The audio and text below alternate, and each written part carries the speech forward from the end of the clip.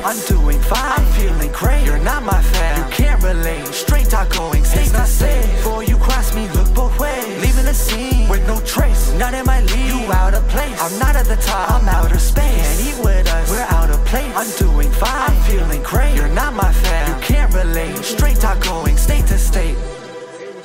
Your host, your boy, George Mackay, back at Straight Talk. Now, this is the first or second week of March by the time this one will drop. And man, do I got a good one. Do I got somebody special. You already know him. He's got so many names. Hot Fire, the Harbinger of Truth, the Canadian belt collector with 40-plus championships in his 16 years. That's unheard of.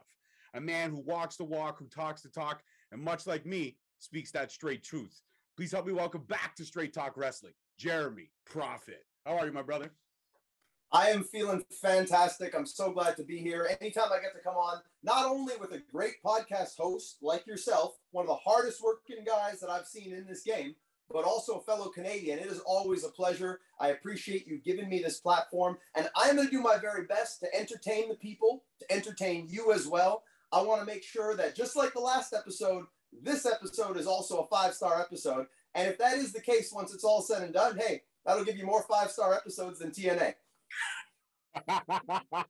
150%. So the great thing about our show, the concept that we have, is that everyone sits down with the mini host first, then they sit down with me. And the great thing is I always watch every interview she does because it gives me a chance to segue and to move into some more broader spectrum of questions. Now, when I introduced you as the Canadian belt collector, because as you were talking to the mini host, and people will see as that'll drop the Saturday before ours drops on Wednesday, 40-plus championships over 16 years. No days off, never been injured, thankfully. Luckily enough to have that break during COVID, but found a way to level up, much like myself. When COVID happened, I didn't want to stop. I went all in. I said, fuck it. I'm going to release content every single goddamn week because I want to make sure people out there, even though they don't have wrestling all the time, I want to make sure they can stay in contact with these heroes that they've come to admire. So when we talk about two-part question, let's talk about the belt collection first, but then let's talk about how you decided to level up and what you did over that COVID period to level up, to make yourself more incredible than you already are in and outside of the ring. Yeah.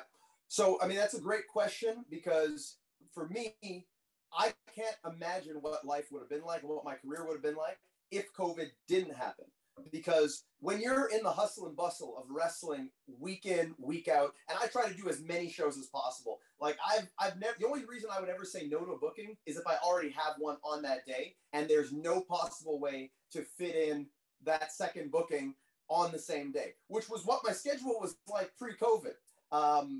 For whatever reason, I was very in demand and a lot of the companies decided to run the same days. So I was doing multiple weeks of Friday, 2 shows on Saturday, maybe the occasional Sunday. But, I was just in the groove, town to town, doing as much as I can because I love professional wrestling. I've made no secret about it. I'm a very big wrestling fan, lifelong wrestling fan, very dedicated, hardworking wrestling fan. Like I've done road trips of, 16 hours just to see a pay-per-view back when I was a fan, before I was wrestling. So I'm a very big wrestling fan. I bring that same work ethic from my fandom to my wrestling because there's nothing else I'd want to be doing other than wrestling. I take the business very seriously, and I almost feel like it rubs certain people the wrong way because they don't have the same work ethic.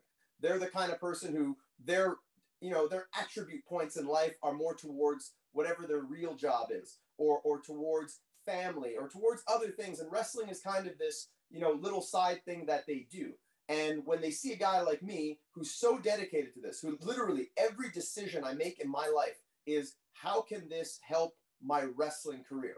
Whether it's, what type of things I'm going to do on the days I'm not wrestling, whether it's what kind of food I'm eating, whether it's, the types of workouts that I'm doing, how I want to build my body, all these things, everything that I do, everything pertains to getting to where I want to be in the world of professional wrestling. And it's a level of dedication that I think not everybody has. And so I think it rubs a lot of people the wrong way. They think, oh, here's this Jeremy Prophet guy. He thinks he's this and he's that. He dresses this way. He's, always trying to outclass everyone and everything. But no, it's a case of I work extremely hard and I'm very serious and dedicated and make the sacrifices to be able to do that other people aren't willing to do. So it sometimes can rub people the wrong way. With that said, and just bringing it back to the initial question, when I'm in the moment, when I'm wrestling regularly, like I was before COVID, I don't have the time to sit back and just think and decide like what the next step is going to be, what might be missing, what do I need to do to get to where I want to be. And, you know, I'll say it plainly. I'm not one to mince words that like, you know, I want to make my living doing this. I want to become, you know, financially secure, ridiculously rich. If I become famous in the process, then, you know, okay. But I personally believe that rich and famous is not all it's cracked up to be. I think being rich and not famous is a lot more where it's at because you have a lot less headaches. But when it comes down to it, this is where I want to be. And not taking the time to think of what the next steps are along that path to get there was something I was missing because I was just wrestling and I felt that doing the wrestling would open the doors. But it's a little bit more strategic than that, especially being from Canada. And anyone who knows what I'm all about knows that as a Canadian, we have an uphill battle.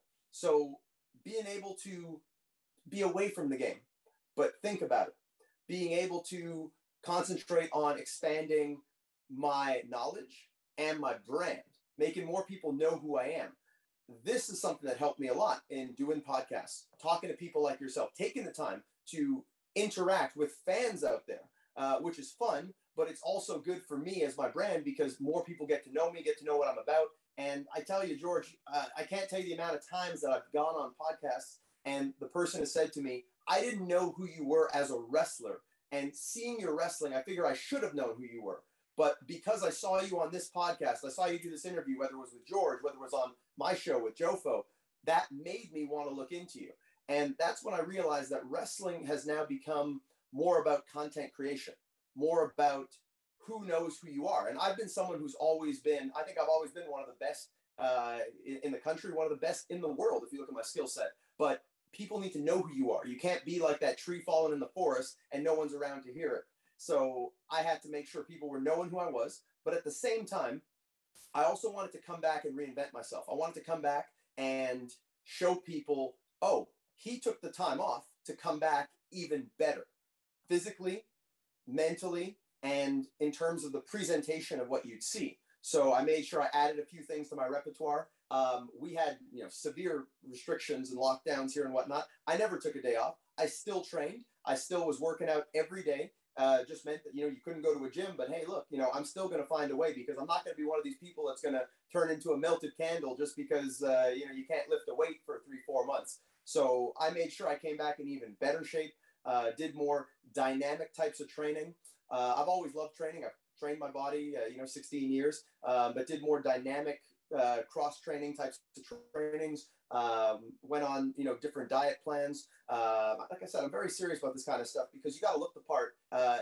You got to dress for the job you want, not the job you have. So, you know, I want to look like a guy who's TV ready right out the gate, even if there's no one throwing down a multi-million-dollar contract in front of me. I'm still going to look like that guy irregardless. So yeah, these are the things that I did, improved every facet of my wrestling and improved my visibility, my fan base, connecting with people. I think that was always a missing element. I'm a very outspoken person, and I think I have a very engaging personality. I think people either like what I have to say or will continue watching because they'll probably feel I'm a few seconds away from saying something super controversial.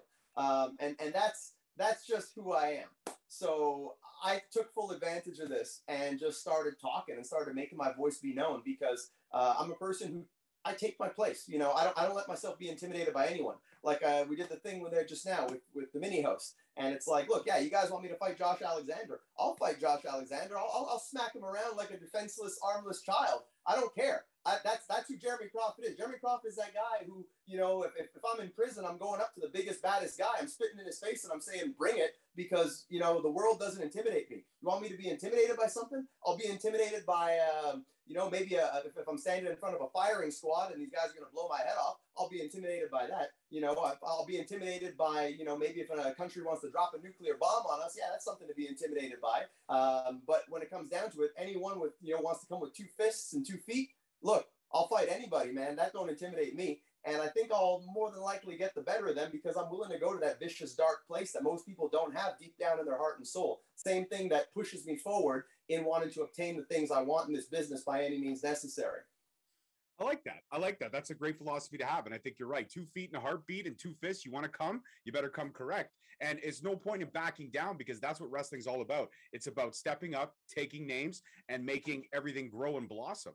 And that's one thing that I'll be honest with you. After the first conversation that we had, I knew a lot about you thanks to Jofo, and obviously looked you up. And I hit you up because Frank was an easy connection for us, and we set it up, and it was a great first conversation. And to see, I steal this from Holden Albright all the time, great wrestler out here in Ontario, level up moments. And you've had so many over the course of this pandemic, which we are finally, hopefully, at the tail end of. Some of those interviews that you did were phenomenal. Watching them and how you handled yourself and conducted your questions made me rethink about my strategy and about what I did, because I'm not always one to be like, how did you fall in love with wrestling? That was my early stuff. That was how I kind of came to be. But now it was like, you know what? I'm going to do my research. I'm going to kind of pick my points, but I'm going to let the conversation flow. And once I realized I want to have conversations, not interviews, everything changed for Straight Talk. Everything moved in a favorite direction, because then it stopped becoming so professional and became like two people just discussing the business and the passion that they love. And one of my favorite interviews that you did with Jofo that I really felt pulled back the curtain in a lot of ways was, especially with the red tape issues that Canadian wrestlers have, was you talking to Speedball Mike Bailey and Veda Scott. That was a great conversation. And that was something that really helped me probe a lot of questions whenever I spoke to a Canadian talent about what we need to do here to make things easier. We're not going over there to steal jobs. We're not going over there to steal spots.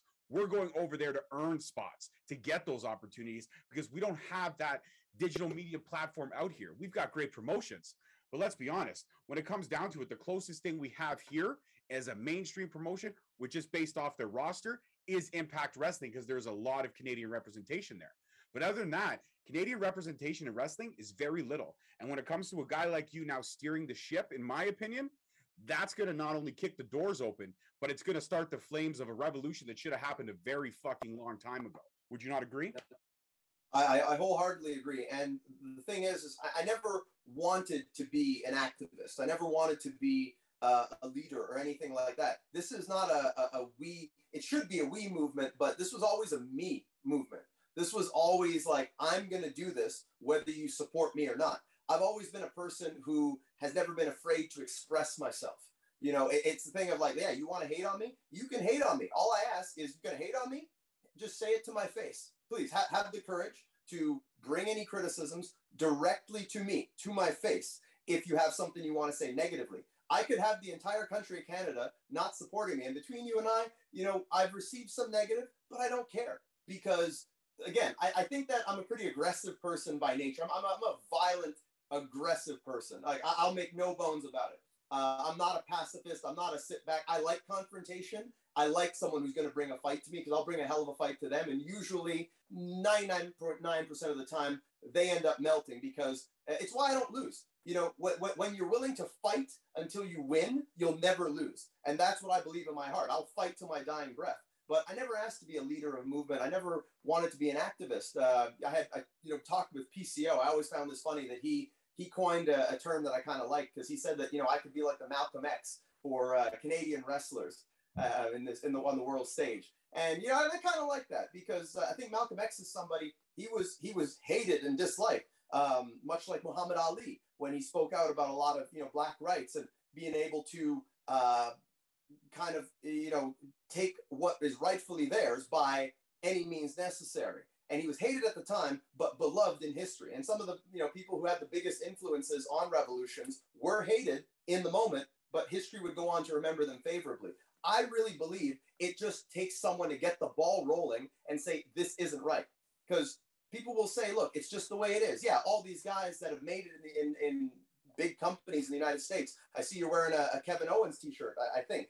You know, guys like Kevin, they made it not because of what they did in IWS in Montreal, or, you know, in C4 in Ottawa. They made it because of what they did in the United States, which by definition is illegal. And people don't bat an eyelash at that. But when it comes down to it, that's not the way it should be. We should not have companies like the WWE, big Fortune 500, billion-dollar companies, you know, with executives that will have made more money in a calendar year than you and I may make in our entire lives, saying that, oh, the protocol to work for us is go and work illegally. go work on the American independent scene because we're hiring guys out of, Evolve and PWG and GCW and all these places. Go work there illegally. Can't help you with that, but do that and build your merits there. And then maybe we'll allow you to do some legal work with us. Now, WWE recently changed their hiring protocols. They're not hiring independent wrestlers anymore, which I guess speaks to the ass backwards, asinine, stupid business protocol that they have now. But before, that's how they're hiring guys. The problem was Canadians can't go and do that legally. So how a big company can do that and be oblivious to the struggle we have here as Canadians, rather than saying, we're going to go look at Canada, we're going to go look at the top promotions, we're going to go look at the guys who have a buzz, the guys who are doing good business, main eventing, and bring them here knowing that they can't take the same path as the Americans, that would have been the way to do it. Unfortunately, what they're saying is work illegally, and that's how you're going to make it. And, to me, it's like, imagine if someone said, oh, well, these black folk are slaves. So that's just the way it is. Hey, that's just the way it is. When people say to me, hey, look, it's just the way it is, I say to them, no, it's the system that has to change. It's the wrestlers who need to make noise about this, talk about this, so the fans can rally behind it, so the big companies can hear it, so that the Tony Khans, the Vince McMahons, if he even gives a shit, and the Scott D'Amores, they can hear about this, know about this, and scout Canada, so we don't have to go risk getting banned, getting criminal charges against us to do this sport that we love. And so this has been my crusade. It's been to say the system is broken, we're going to fix it. And if no one's going to rally behind it, fine. I'll do it myself. I don't care. I'm an educated man. I got a lot of fight in me. I think I'm one of a kind in this industry. And maybe I'm the only guy who can verbalize it in layman's terms that everybody can understand. But there's something systemically wrong with how Canadian wrestlers are treated on the world stage. And it needs to change. And I'm glad that you give me this platform to come on here, talk about it. And I'm glad that more people are rallying behind it, but with or without their support. I'll do it myself if I have to. That's just the way I am. 150%. And I'm right there with you. But the minute you started mentioning those things, it started opening my eyes and I started doing my research. And you're right. It's illegal. Criminal charges can happen. Jail time can happen. But people don't talk about that. People don't talk about what Canadians have to face, just as for some people go an hour or 2 or 4 hours across the border just to do a gig. And it's like, sometimes you're not even wrestling for money. You're just wrestling for the exposure. But that mindset is blocked. Everyone involved in these situations has huge tunnel vision. And you're also right about people with the negative stuff. I've had a lot of people come to me and say, I'm too aggressive. I'm too loud. I'm a little bit obnoxious when I post, but they've never been able to say it to my face. They're very quick to go in a group chat and start to try to single somebody out. I'm not going to mention names. I'm going to leave that off the table, but I wish I'm one of those people. You hate me? I'm okay with that, because hate and love, all that does is add fuel to my fire. But if you're willing to come to me, even in a private message, come to me and say, listen, this is what I think of you. Cool. I respect you. Deuces. Best of luck in your life. I'll stay in my space. You stay in yours. You've said your piece. Now I'll say mine, and we could go our separate ways. Not everyone in this world is going to like each other, because if he did, Jeremy, would there be any war? No. Would there have been any struggles in life? No. So hate is a part of life. But the fact is, it's how you mold that hate. And all those times I've had those negative responses just fed the fuel to my fire. I had somebody call me fat and bald. Oh my God, tell me something I don't know. Yes, I'm a chubby motherfucking Canadian. I smoke weed. And when I smoke weed, I eat a lot of food. And yes, my hairline is thinning. Why is that? Because I have 2 beautiful daughters who drive me fucking crazy. But it's okay, because I'm a girl dad and I love it. But you want to call me fat and bald? Duh. Don't tell me something I don't already fucking know. You know what I mean? Tell me something new. Yeah. Yeah, I'm right there with you, George. I think that's why you and I get along so well, because we share that in common. We have that same aggressiveness, but also assertiveness, that if somebody has an issue with us, we can tank through it. And I think that's half the battle. Half the battle is ignoring the haters, putting on those blinders and knowing this is what I'm going for, and no one is going to deter me off that path. And that's exactly how I am. I dare anyone to try, because believe me, you're going to be in for one hell of a fight if you want to pick a fight with me. And I'm going to steamroll through anybody who stands in the way of me doing something good for this country and for the wrestlers here. Absolutely. And I'm right there with you. I'm on the crusade. And another thing we got to talk about, what was cool during COVID, what changed was representation. Representation of different colors and nationalities within the sport. We got to see a lot of changing of the guard. It wasn't just the, this type, this body type, this type of wrestler, this person. We got to see a lot of different aspects. And even though we've seen a lot of changing, there's still more room to do. For example, Shane Taylor was great representation in ROH. We both had him on the show. He's a fantastic person. Also, Bobby Lashley's had a couple great runs. Kofi Kingston, Big E, wasn't the greatest first-time championship run he had, but still fantastic nonetheless because it was building on platforms. Now, I know you have had some battles with Jeremy Prophet. Yes, you've had battles with yourself. No, I know you've had some battles with Bobby Lashley and stuff like that. And also, I want to get into the Black Quebecois because I think that's a fantastic tag team. But in terms of Bobby Lashley now going on these 2 title reigns during COVID, what is that for you in terms of not only igniting a fire because you've been in the ring with Bobby Lashley, you've had moments with Bobby Lashley, you've taken the fight to Bobby Lashley, and like you said, you may not always win, but who wins at the end of the day at every event? It's the fans. So you've put on shows. But when you see Bobby Lashley having 2 title reigns during this time period, what does that mean for you, especially in the fact that the landscape of wrestling is changing for the better in certain ways? Well, I get asked this a lot lately, and I mean, to me, it goes back to Bobby Lashley's first run. In 2007, I felt they should have pulled the trigger on Bobby Lashley then. And I mean, I think about it, and I'm like, that was such a huge moment because it just blew my mind that if you take The Rock out of the equation, that The Rock, you know, he's half black, half Samoan, black Canadian too. I believe Rocky Johnson is actually the #1 black wrestler to come out of Canada. And I hope to actually surpass him one day. Whether that happens or not, it's neither here or there, but definitely got a lot of respect for Rocky Johnson. Now, when it comes to The Rock, Rock's about as black as me. You know, my mother's black, my father's white. But other than him, it shocked me that with all the great black wrestlers to come through the WWE or the WWF, there had not been an African-American champion.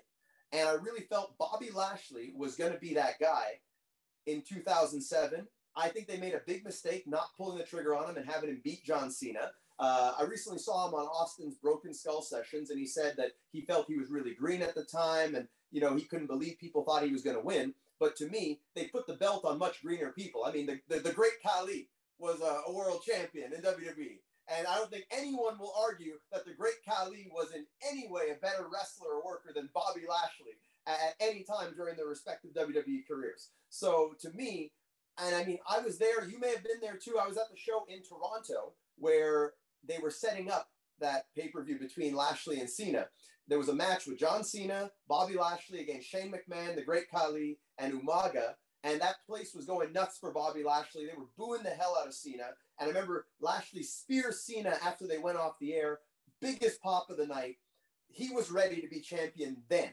And for me, it was a big moment. I remember going with my dad. I would rarely, usually I just watch the pay-per-views myself, but I remember going with my dad to watch this at a bar just down the street from where we live because I wanted to see the crowning of a first black African-American WWE champion.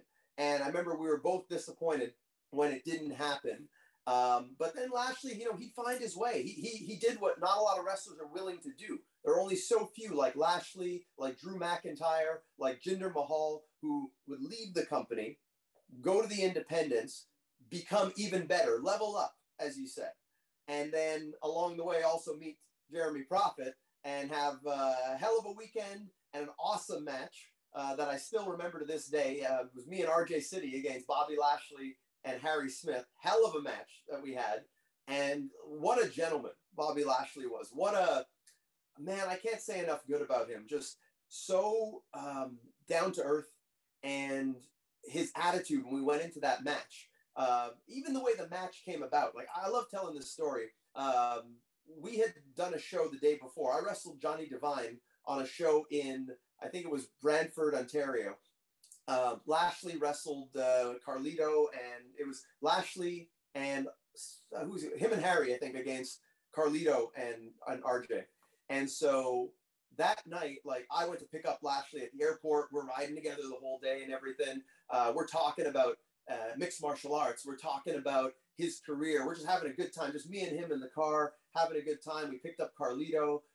We're hanging out. And then I wrestled Johnny Devine on that show. Had a hell of a match with Devine. He's someone who, you know, I owe a lot to. He was always very nice and gracious to me at the start of my career. I got tremendous respect for him. Great Canadian. We had a hell of a match. I remember Lashley coming up to me after, and he had watched the match. And he's like, man, like, you're really good. He's like, you're just, you know, I look at you and like, you look like you're kind of a pretty boy. Like, you know, you got a good body and you know, you're very, very handsome and stuff. But when you get in there, you're just a vicious piece of shit, man. Like and that was literally what he said. He said, you're like a vicious piece of shit. And then and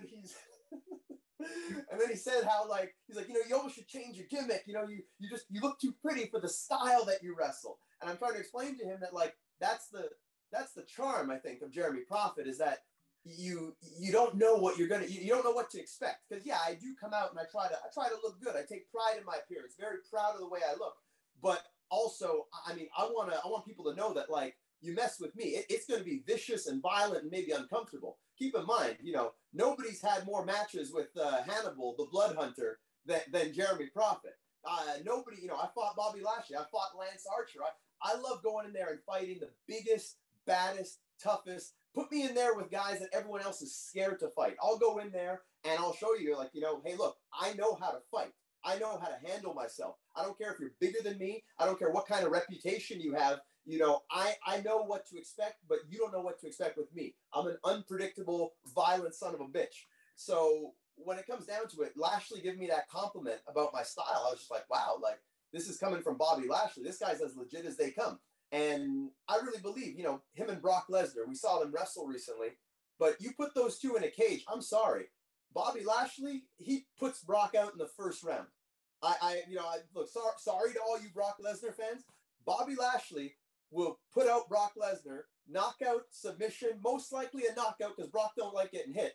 Knockout, first round. And I would put big time money on that happening because Bobby Lashley is just that good and just that much of an animal.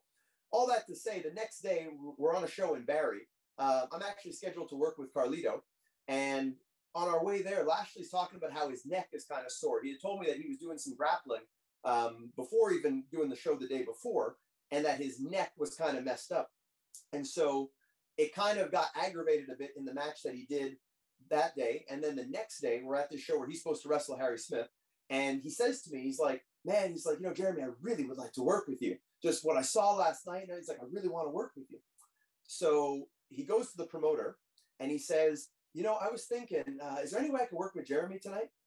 And the promoter's like, well, you know, we've been building this match with you and Harry Smith. We really want to, we got to deliver on that.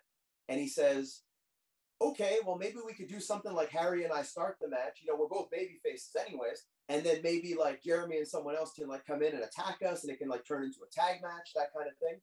And the promoter, who, you know, to his credit, promoter was always very good to me, someone who was very high on me and my work.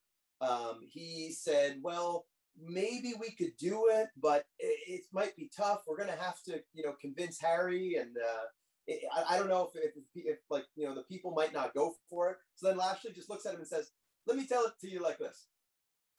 My neck is kind of sore. I don't really feel like wrestling. So I think either I wrestle Jeremy tonight or maybe I just take the night off. And I think at that point, that was checkmate. That was game, set, and match. And then we end up having the match. And I'll never forget, we're going over everything. And he was just like, man, you know, what do you want to do?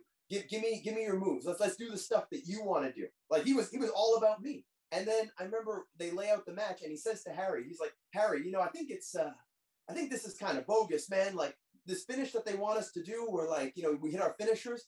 How about like we do the comeback?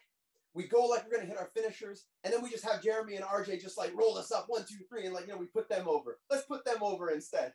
It's just like, so now he's politicking to have me go over on him and stuff, to have us win. So I mean, I just can't say enough good about Bobby Lashley in and out of the ring.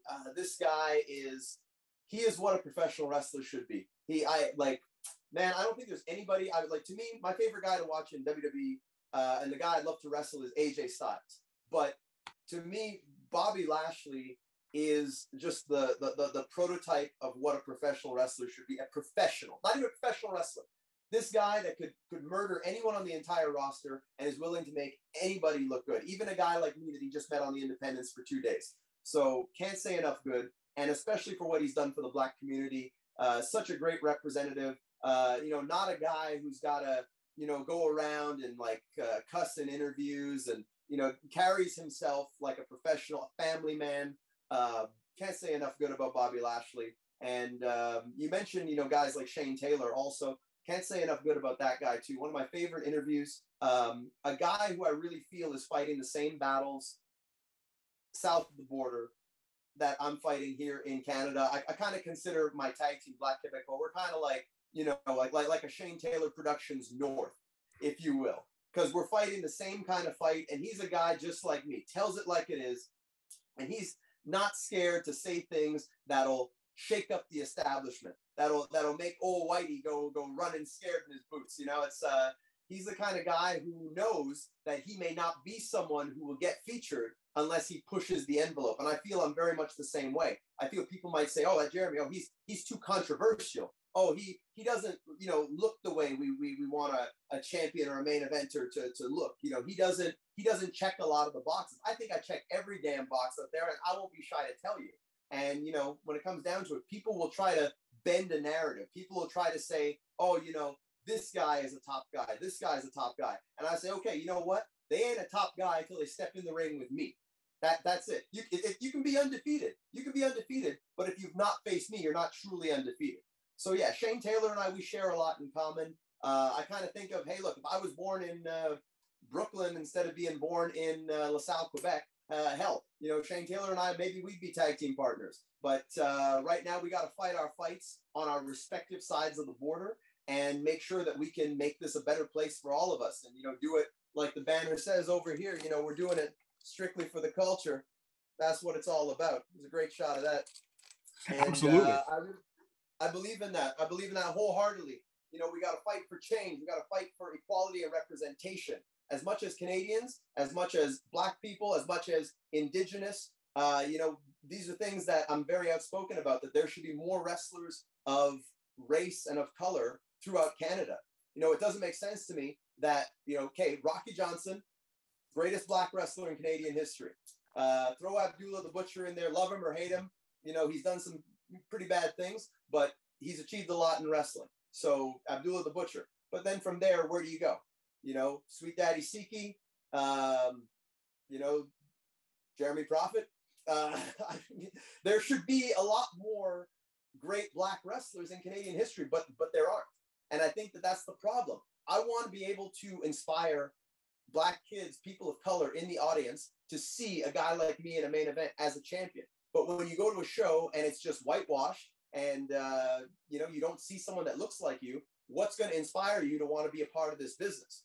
So I think that's the problem. There's not enough representation. It's why, let's say, a young Black kid would be more inclined to go play football, basketball, baseball than to go play hockey, because even the NHL is whitewashed. They're starting to slowly integrate people. But when it comes down to it, this is something that should have been done a long time ago. If you don't see yourself represented in something, the same way like in wrestling, if, hey, a Black person can't be WWE champion, which was the way it was for so long, why are people of color going to want to go into wrestling just to be bit part players, to be curtain jerkers and opening match guys? You have to be able to see representation at the highest level. And that's something else that I fight for. That's why I want to go all across Canada, and I want to be able to inspire and show that, hey, it just so happens that maybe the best wrestler in Canada might actually be a person of color. Now, God forbid, I shake up the establishment and, make people have to question the way this has been told to them for so long. But that's exactly what I want to do. I want to be the best wrestler in Canada and show that, hey, the best wrestler in Canada can be someone of color. And all these companies, people talk about AEW, they don't have any Black main eventers. Hell, maybe it's because they haven't come to Canada, because there's this guy waiting for them right here that checks all the boxes, that has the look, that has the speaking ability, and most important of all, has the wrestling ability to be able to be that main eventer champion and future Hall of Famer. And isn't that just it right there? It's simply those three key boxes. There may be a little bit more underneath the surface, but those are the three key boxes that every company looks for. And you're right. There needs to be more of those things. There needs to be more of them. AEW does need to get their asses north of the border to see what we're about. Now they said, during COVID, it was supposed to happen and it's been postponed, yada, yada, yada, yada, yada. All that to me is smoke and mirrors till they actually get their asses over here. But one interesting point you brought up, especially with the mini host, and I always say give credit to her for her segues, is we definitely do want to see you here in Ontario. I want to see you in the 6. I want to see you all over the place. And a lot of those companies you mentioned are affiliated with, and believe me, your boy has been pushing. I've been a prophet for Jeremy Prophet out here as often as I can. I've been affiliated with HWE. I'm putting the bug in AC and Dave's ear for a long time. Iceman and I had a brief conversation about it. Trust me, the bug is there. Anybody that I can speak to, I have. And I can assure you that. I mentioned you to Rip Impact and stuff like that when we were at the HWE shows because I'm the commentator for them now. I'm also affiliated with another promotion out here called New Frontier that's just starting up. And believe you me, I have put my word in. Now, the thing about New Frontier is, though, not breaking kayfabe, nobody knows who the matchmaker is, Jeremy, but I have tweeted. And I've said, matchmaker, slide into my DMs because I've got some people I need to talk to you about. He hasn't got back to me yet. So I'm hoping on day one of my first day of the job, I'll be able to find out who this matchmaker is. But until those points, believe you me, I have put the word in because I think you check all the boxes. I think you're fantastic and your body of work speaks for itself. Now, I do want to talk about the tag team stuff briefly before we get back into Ontario, but you've been a singles guy majority of career. And as you told the mini host, this just was the perfect storm. You met him in 2011, your tag team partner. You're running into him in 2019. The Black Quebecois is born. How did it feel being a singles wrestler for so long and transitioning now into a little bit more of a stable tag team wrestler? Because it's not always easy to find that chemistry. People, they don't know that there's that mind link. Without words, you have to be able to know what each other's thinking. Yeah. Well, just to be clear, I am still a singles wrestler. I have not given up on singles wrestling. 100%. 100%. So like I said, I think I'm the most eclectic guy in Canada. And again, I make a lot of bold claims. I'm sure anyone who watches this and sees me and has not seen one of my matches or any of my body of work, they're going to say this guy is so arrogant and thinks he's something else. And look, but trust me, I deliver. I'm not the kind of person who has to hype up things to overcompensate. I have no insecurities. I know a lot of independent wrestlers are probably very insecure. I'm not the guy who has any kind of insecurity. I know how good I am because I train to be this good. I train to be talented. The great George St. Pierre once said, you put in the hard work when you're in training, when you're in the gym, so that when the fight comes around, you can be on cruise control. You can be on autopilot and your work will carry you throughout it. That's my mindset. I work very damn hard to be as good as I say I am. Just like when Bret Hart would say he was the best there is, the best there was, the best there ever will be. And he showed it every time. Well, that's me. You can take your favorite wrestler, whoever it may be. I am better than they ever have been and better than they ever will be because I work hard for it and I want to check every single one of those boxes all the time. So singles wrestling, tag team wrestling, that's where I realized, look, I've been doing a lot of single stuff. Heel, babyface, I do it all. I'm versatile. I'm eclectic. You know, I'm in a multi-man match and it's like, hey, we need a guy to do a big dive. That's me. We need a guy to take a big bump. That's me. We need a guy to, you know, do some kind of a spot involving 3 people, multi-man, whatever. Look, I can do it all. I'm the most versatile guy. I'm a utility player.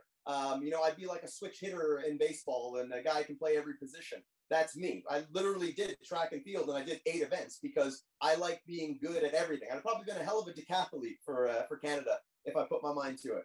But when it comes down to it, tag team wrestling was another missing piece of the puzzle where I said, I want to be just as good as a tag team wrestler as a singles wrestler.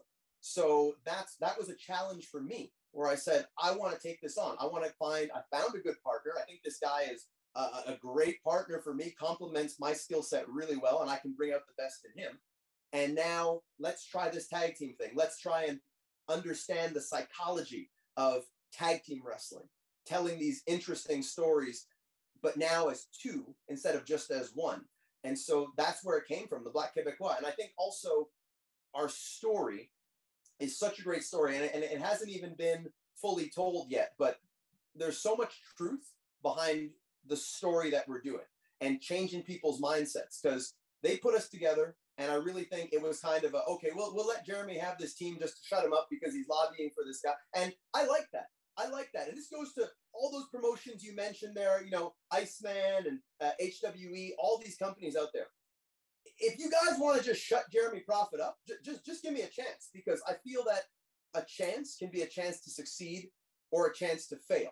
And I've rolled the dice at the highest level in this company, stood toe-to-toe with Johnny Ace. I don't sweat nobody. I've stood toe-to-toe with Vince McMahon. Nobody worries me. Like I said, if you're going to be pointing a 9mm at my head, that might worry me. but it's just going to be me and another human being, another guy who puts his pants on one leg at a time. Okay, lay down the challenge. Say, this is your thing. We'll give you a shot. Put up or shut up. Show us you're as good as you say you are. I'm not in the business of dropping balls. I'm in the business of running and scoring touchdowns. So that's what it was with me and Carl Jepsen. It was, we're putting you together. Let's see what you guys can do. And they put us together, threw us in there with TDT. I don't need to big them up because everyone knows TDT. In my opinion, probably the top team in Canada. I know because I'm the guy who put them together years ago. So they put us in there with them. We do a great match. This was just at an outdoor festival. It was at Heavy Montreal, which is a heavy metal festival here. Did an amazing match. But what pissed me off was that the match wasn't filmed for TV. It was a great match. But what happened was the TV guys decided, oh, we want to show up a little bit later to the event. And this match was earlier, so it didn't air on TV. And they were tag team champions at the time. So we had this great match that never will see the light of day. So from there, we ended up doing another match, and it was another match that happened again with TDT, and they didn't film it for TV. So in my head, I'm like, we're doing these matches. We have great chemistry with these guys, and they're not showcasing it. Like, no one's capitalizing on it. The fans are loving it, but they're not capitalizing on this story. And I'm like, do they just not want to showcase us? What's the deal? And then it's like, look, I'm not on posters. I'm not on, promo packages, all these kinds of things. They want to push their French boys because, there's what can I say? The French media here in Quebec, when it comes to following wrestling, are very biased. And if you're not a white French-speaking first language guy, and I speak perfect French, but you're not a white French guy, they're going to want to put the screws to you. So they have their biased narratives, even though a lot of these guys are they look like children with beer bellies and just like malnourished little Oompa Loompas. And they want to push these guys like they're world beaters, when the fact is, if any of these guys were to go on TV and stand up next to Roman Reigns or next to Hangman Page, they'd be a laughing stock of the wrestling community. So you have a guy like me who's a real killer who could go toe-to-toe with any of those guys, smack Roman Reigns around like a little bitch and, have my way with Hangman Page if I wanted to. But they want to showcase these other people. So that became my narrative. It's like, why don't you want to showcase us? I'm just as Quebecois. Jepsen is just as Quebecois as anyone else, except because maybe we don't look like your stereotypical image of what a Quebec person looks like. You're not going to showcase us? Well, you know what? Screw that. Because winning is what matters. Us going in there and kicking ass is what matters. And that's what we're going to do. But far be it for us to support a company that's not going to support us. And then it became real personal. Then it became real heated. And we used this to fuel us up, to fire us up. And we went in and we won the tag titles. Now we went in and we won the tag titles. We wanted, TDT were the fan favorites. But then coming back from the pandemic, now it was time for the rematch. We went in, we beat them again, and the crowd started siding with us. I guess through all the good work I've been doing and getting my message out there, the crowd, some people say TDT turned on the people. That's not what happened. The people turned on them because they wanted us to win. And you can go, the match is on Jofo. The crowd, you can hear the Black Quebecois chants, the Let's Go Profit chants. They were turned on our side, and now the roles kind of reversed. TDT had to start resorting to some underhanded tactics and whatnot. Basically, what we did is we exposed them, and we exposed to the audience that, yeah, we've been held down. And it's like, why are these guys not the ones to represent Quebec? And it's like I said, Black Quebecois comes from, hey, look, is it because we don't vote for the Bloc Québécois that we're not just as Quebecois as anyone else? I'm like, hey, we don't vote for the Bloc Québécois. We might as well be the Black Quebecois because we are Quebec. We are Quebec. And the only separation is going to be when we separate those tag titles from those two idiots in TDT. So I think we found something that really hit home with people. And now we're the top act in the company. And it fits with my crusade because, again, we're fighting for a better tomorrow. We're fighting for people like us to be represented and be accepted, that it's not about race, creed, or color. It's about we're all Quebecers. It doesn't matter what you look like. We all have the same struggles day in, day out. Just like here in Canada with the wrestlers, we all have the same struggles. So we should have that equal representation, and we should be working together to fight our real enemy, which I think is still the American border, and getting opportunities. So yeah, to all those companies out there, you want in on the crusade, you want to bring in the Black Quebecois, you'll get a hell of a tag team, you'll get a hell of a show, and I think you'll definitely, once it's all said and done, get your money's worth. So get in on the ground floor, because I know I'm moving on to bigger things, brighter spotlights and bigger stages. So when they go back and they make the Netflix biography of the story of Jeremy Prophet fighting for justice for Canada, I think you'll want to be able to get your credit in there, and you'll want to be able to be showcased as being someone who was on the right side of history. So that's my plea to all those promoters. Get in on this. Let's work together. Let's do some good business. Let the history books remember you as being on the right side of the war. Absolutely. Man, if they do a biopic on you, I really hope that, I think there's only 2 actors that could really do justice to me in my small little bit part. I think it would be Seth Rogen or Jonah Hill. I think more Seth Rogen. I think Seth Rogen could really bring out the inner George. I really do. Yeah, I could totally see that. I don't know who could play me. Maybe the guy who did Apollo Creed there, or Killmonger.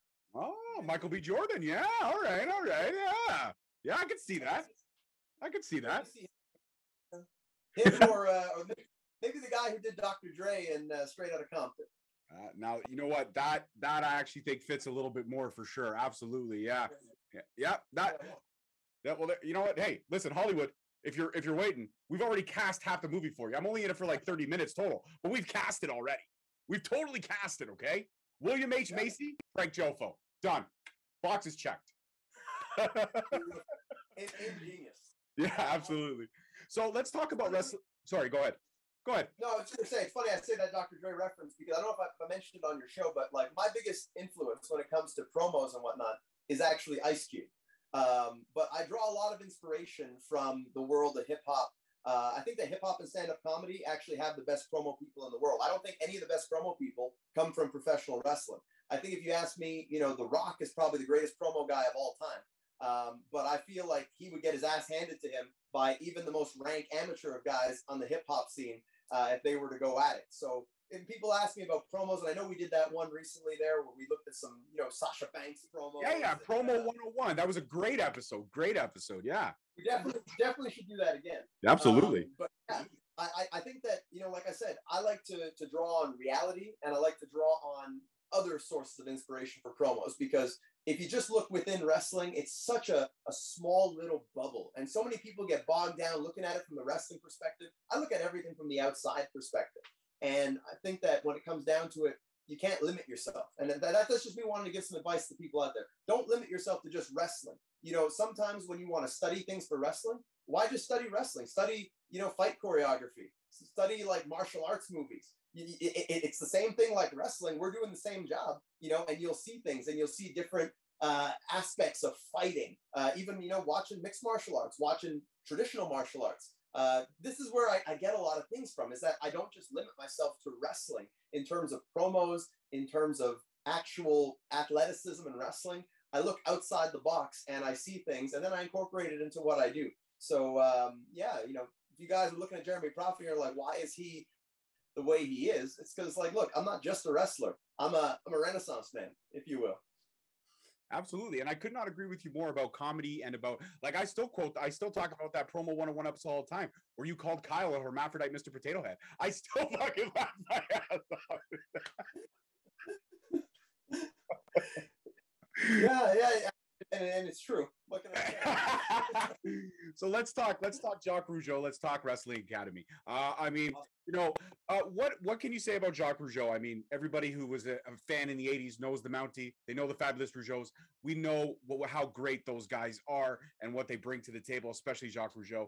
Now, obviously, me being a Kevin Owens fan, I bought the documentary. I watched the documentary. There were some things that were obviously spoken about how Rougeau may have held back some of his students earlier on, but I know that's not the case now, and I think his fight for the Hall of Fame is justified. I think he deserves to be at least in the running for the Hall of Fame because he was a big representation, especially in that era.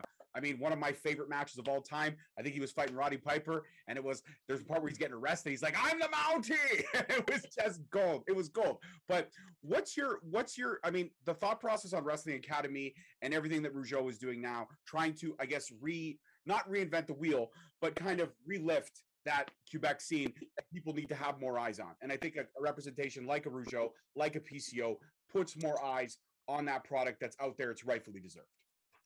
Yep. So one of the things I've been very outspoken about is that there are a lot of people who make it and they don't give back.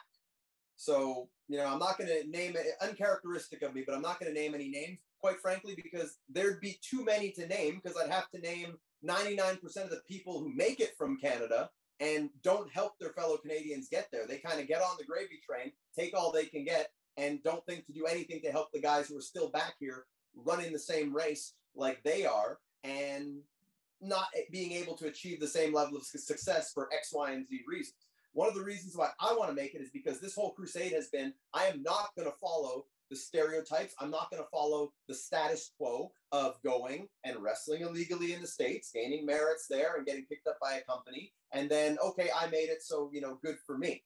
I'm not selfish like that. I want to show that you can wrestle in Canada. You can do it in your own country and be successful and make it to one of those companies. Make them look at you. And then once they see that one person, then they'll say, you know what, we should scout this scene, because if we found a guy this good, if there was this much of a diamond hidden in the rough in Canada, there must be other guys like him. So that's what my crusade is, to make it, to show people that scouting is absolutely atrocious and piss poor in wrestling, and that they missed a can't miss prospect because they haven't been looking at the place and scrutinizing it enough.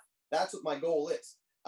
Like I said, I want to be the Jackie Robinson of Canadian wrestling. And, some people will want to dispute that and say, oh, well, there've already been Canadians that have made it and whatnot. Yeah, but they made it doing it the American way. I want to make it doing it the Canadian way.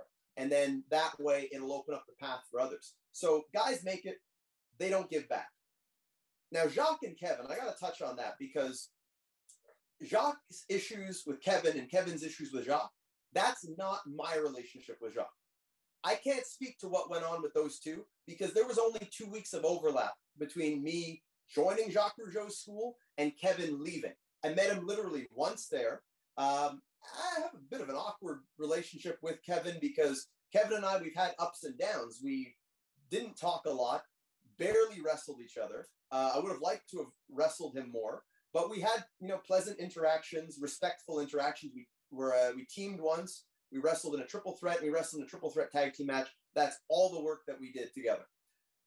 We had some words. We almost got into a fight. I was ready to, beat the brakes off of him, kick him in his bad knees, gouge his eye out, whatever I needed to do. We were about to fight and throw down. Didn't happen. We ended up walking out of that, I think, with respect for each other. And that was the end of it. Last time I even spoke to Kevin was when he had just done his WWE tryouts. And I said, I wish you good luck. I think you have a good chance of making it. And that was pretty much it. So I don't really have any hatred or any kind of anything negative to say against Kevin. I think all those issues are in the past. If he has any issues with me, I'm okay with that. I'm not going to lose any sleep over it. It's not like a Sami Zayn situation where I have absolutely no respect for him and wish him only the worst. But with Kevin, I dare say I have respect for him. So his issues with Jacques, they're not my issues with Jacques. That was what went on with him. So I can't speak to that. What I can speak to is my relationship with Jacques, where Jacques was always good to me. He helped train me. He put me in prominent positions in his company. My first championship I ever won was in Jacques' wrestling school. And when I decided that I wanted to move on to more, that I wanted to be more than just someone wrestling for Jacque Rougeau's Lutte Internationale 2000, which was his company, he was fine with it. He looked me in the eye, shook my hand, wished me the best. He could see that I wanted to achieve more and that I wasn't going to be somebody whose career path was going to be just working for his company. Now, again, I don't know if maybe Kevin went about things differently in leaving Jacques. I don't know if Jacques maybe made some promises to Kevin that Kevin felt, weren't going to come true. I can't speak to that. I can only speak to the fact that Jacques always treated me professionally, treated me nice, was always a gentleman to me. For the longest time, I do these interviews.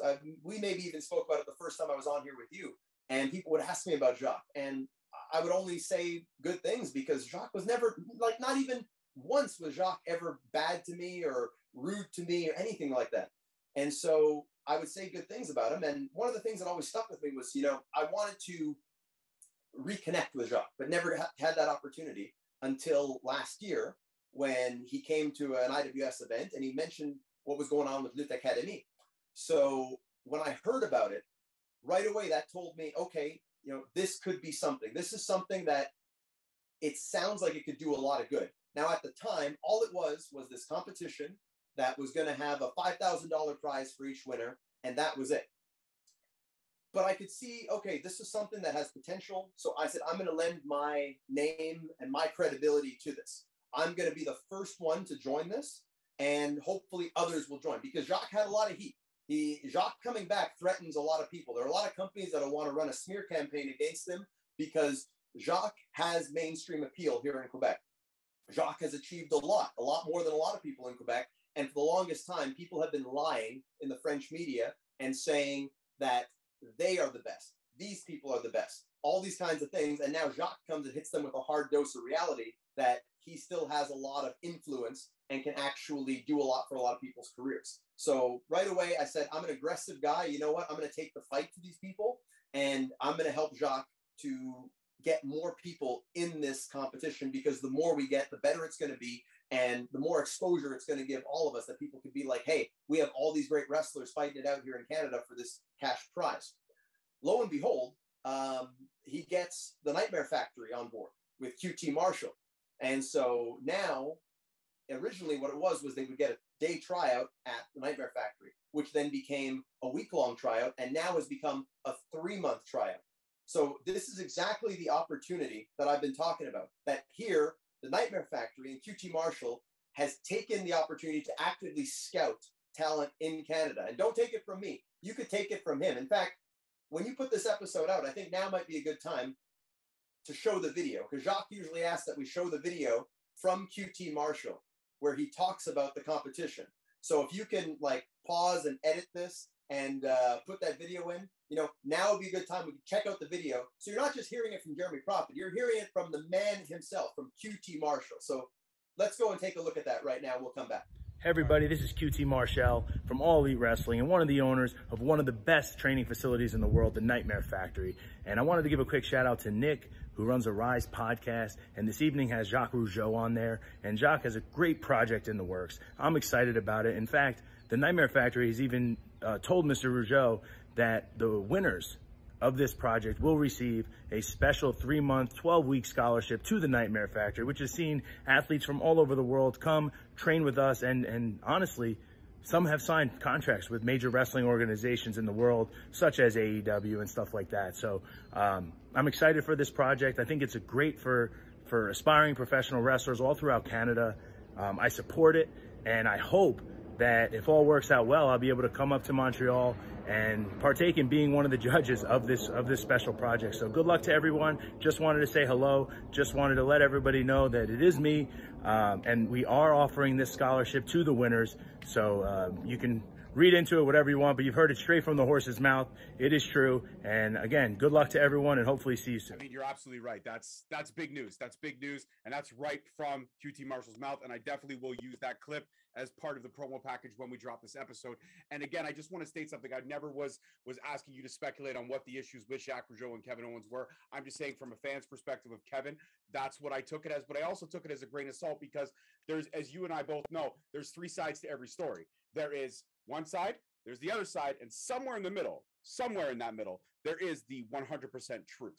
And I know Jacque and you have a great relationship. And like I said, I'm a fan of Jacque. I actually want to reach out to Jacque. So this is actually a segue to now say, hey, man, I've had Jeremy on the show. He can vouch for me twice. He knows how gifted I am at the gab. And also, you know what? Jeremy knows too. When it comes to dimples in Canada, I got the best. Yeah. I made you say that. It's okay. No. But, it's definitely something to be proud of. And, you know, you're a little harsh on yourself when it comes to your appearance, but, you know, you got a swagger about you, my man. And I think that definitely you always bring it when we're in these interviews. So I will tell Jacque. I will actually tell Jacque. You can hold me to it. I'm saying it here, so the people will hold me to it if you don't. I will tell Jacque that George has got the goods. He's a great Canadian. He hosts a hell of a show.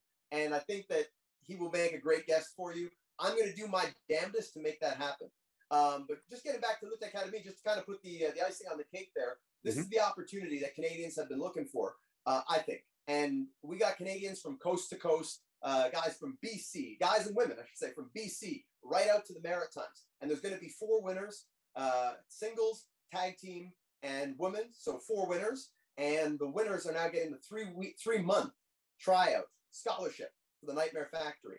And I tell you, we got a lot of great people in there, but I'm very confident I'm going to win it.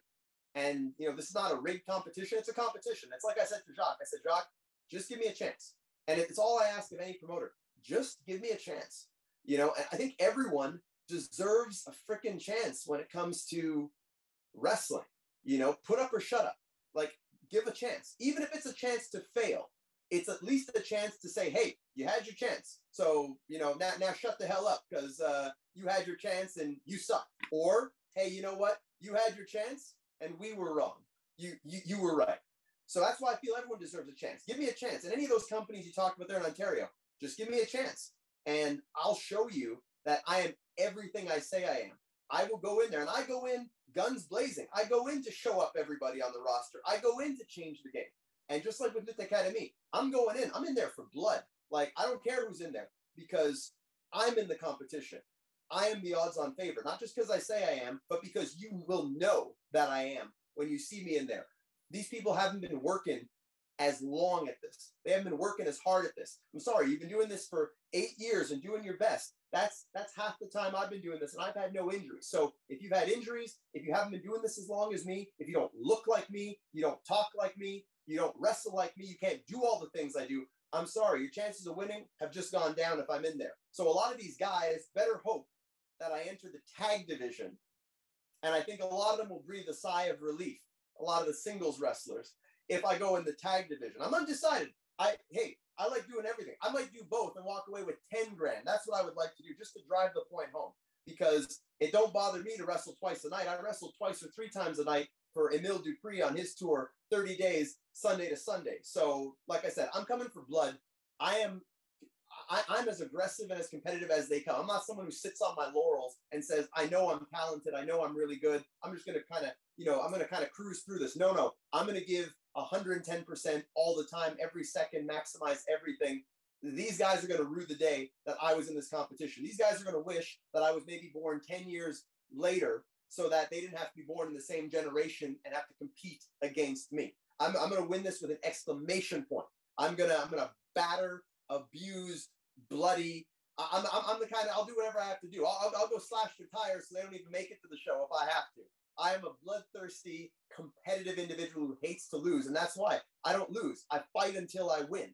And Lutte Académie is what I've been looking for. It's what we've all needed. And win, lose, or draw, it's going to give us the exposure that we need. And it's nice to see someone like Jacque Rougeau, who is actually using his fame and his credibility to help the next generation. And I wish more people would do it. If we could get more great Canadians on board with this, who have achieved things, this is what we need. This is our NXT Canada. This is this is it. This is like our CMLL, our AAA. This is our thing where the big companies will finally take a look. And whether you win or not, I think it's going to put the attention on everyone who participates. And I think they'll be able to unearth more diamonds in the rough. I have high hopes for this Wrestling Academy. And folks, you can check it out at wrestling-academy.ca or lutteacademy.ca. You can see everything on there. You can see all the great competitors, men, women, tag teams, all of that. And without being braggadocious, you're looking at the odds-on favorite, and you're looking at the person who's going to walk into the Nightmare Factory and going to shake things up. Not some guy who's going to go there and they're going to need to polish him up. They're going to need to learn a few things. No, you're looking at the guy who's going to walk in there and who's going to say, look, where's Hangman Page? I want to rip his head off and spit down his throat. That's what I want. So you're looking at someone who's going to walk in there and show them I'm the main eventer they've been missing out on. Absolutely, 150% cannot agree, and you're absolutely right. And I will make sure that we put that web address in the bio of this episode when it does drop. And I think that's a great way to end this conversation. But as always, we play a game here on Straight Talk Wrestling. I got a new game. Are you interested in it? Of course, yeah. Let's do it. All right, so I call this game Forced Mount Rushmore, and it's real simple. I'm going to name 5 wrestlers random of my own choosing, forcing you to place them 1 worst, 5 best. So it's worst to best. And that's where you're going to rank them. And I'm just going to throw out 5 wrestlers. Some you may be a fan of, some you may not be a fan of, but you're going to list them. But I'm going to give you the wrestlers to list. Are you ready? Yep. I always love when you give me a license to bury people. So let's do it. Well, that's what we do, baby. That's what we do. All right, here we go. And my 5 wrestlers for you are, I'm going to throw out some that we... I would say this. When it comes to burying people, I'm the freaking Undertaker. The Canadian Undertaker. I love it. You gotta put that on a shirt, baby. I would buy that in a heartbeat, man. I would. All right, here we go. 5 wrestlers. Now, some we've spoken about in this episode, so it's gonna be really easy for a couple of them. So, not in any order. Bobby Lashley is one. Okay. The next one I'm gonna throw out there is Jacque Rougeau. The next one I'm gonna throw out there is somebody that I know you admire, AJ Styles. Another one I'm gonna throw out there that I don't know if you're a fan of or not, Will Ospreay. And rounding out the 5 wrestlers, I am going to give you somebody who I am a fan of and I believe is one of the bright spots of the business and in AEW, and that's Darby Allin. So those 5 wrestlers there, ranking them worst to best, go. So we start with the worst or we start with the best? We start with the worst. So number 1 would be the worst out of those 5 I gave you. So that's an easy one. That'll be Will Ospreay. Easy peasy. Great athlete, great talent. I think I'd probably have a hell of a match with him, which leads into the next one, which would be Darby. I appreciate that Darby will put his body on the line in ways that most people won't. He can take a hell of a beating. So, I would have to put him just above Will Ospreay because of his ability to take punishment. And I think that, again, I could have a hell of a match with him as well. That will put him at number 2. Then I would go with Jacque. Because Jacque, he's done a lot in his career. And I think that Jacque, at the time that he was there, he was very innovative, very entertaining. But it was at a time where the competition wasn't as stiff as it is now. So I'd have to go with the more modern guys towards the latter end of the Mount Rushmore. So then it comes down to AJ or Bobby. So you're really giving me a tough deal there. It's kind of a Sophie's choice. So to appraise the 2 of them, it's tough. I would say that, man, AJ is a story that really, really I feel is close to my heart because he's a guy who bet on himself. WWE kind of lowballed him back in like 2012, 2013, something like that, when his TNA contract was up. They lowballed him, and he said he's going to do his own thing, became an even bigger star. And I love the fact that he was told that, like, well, we have a lot of guys like you. We have like Evan Bourne and Seth Rollins. And, this is back when they lowballed him. And they said, like, these guys do all the same moves as you. So, what makes you so special? And he said, you know what? Fine. If you guys don't see the value in AJ, I'm going to go become a bigger star. And then they came back, got him when he was even bigger. And then he proved to WWE that there was more to him than just the moves. AJ, and I feel fortunate. I was on some shows with him, never got to wrestle him, but really would like to because I feel that speaks to me because I feel people can look at me and say, oh, well, Jeremy Prophet, we got guys that can do the same stuff as you. I did an interview there with little Steven there from Steven's Wrestling Journey. Mm-hmm. And he said, oh, yeah, so it sounds like you do all the same moves as Aiden Prince. And I'm like, yeah, but I think we're also very different. That, yeah, I do all the same stuff as Aiden Prince, but you look at Jeremy Prophet's body of work, you look at the guys I've fought and the fights that I take to them, it's a lot different. By the way, love Aiden Prince. I recently got the chance to work with him for the first time. It was in a 5-way, but would love to get a one-on-one with that boy. With that said, AJ, he showed that, yeah, there are guys that can do what he does, but they can't do all the stuff that AJ does. They can't be AJ Styles. They can't be that pit bull. So his underdog story really, really resonates with me. Plus him being a guy roughly around the same size as me, similar skill set. So it's tough. And, I love Bobby Lashley, but I got to go with AJ in that 4th spot, and then got to go with the Almighty in the 5th, because like I said, he's a professional in and out of the ring. I mean, that body, that athleticism, and the good attitude, the good human being, it's just Bobby Lashley. He's on top for a reason, and he should have been on top a long time ago. So I'd go with Bobby Lashley in that 5th spot, the Almighty, the boss. And that's perfect. That's right there. Four Mount Rushmore, very easy. And you know what? You did a great job. You didn't bury anybody. You had some good and some bad to say. It was perfect. It was perfect. It was poetic. Jeremy Prophet at its finest. And it's a man that I truly believe, you, sir, are a man that I truly believe never turns it off. You live, breathe, and respect this business as much as I do. And like you said, you're a fan first. Your knowledge base is second to none. Your skill set is second to none. And I'm someone who's always pulling for you. You a member of the Straight Talk family. I don't even got to say it. So we are definitely going to set up promo 101 again, but we're going to call it the advanced class. And maybe we get somebody else in on the action. I got a couple ideas that I'll run by you a little bit in a few weeks for sure. But before you go, my man, please shout out your socials to the world and let everyone know where they can follow the journey that is Jeremy Prophet. Yep. Well, the best place to follow that journey is on Twitter. You can follow me at Jeremy Prophet, JeremyProphet. And hey, if you want to shoot me a message, you want to tag me in a tweet, it's all good. I'm on Twitter pretty much all the time. I get a notification anytime I'm mentioned, anytime any of you guys tag me. So I'll be happy to respond.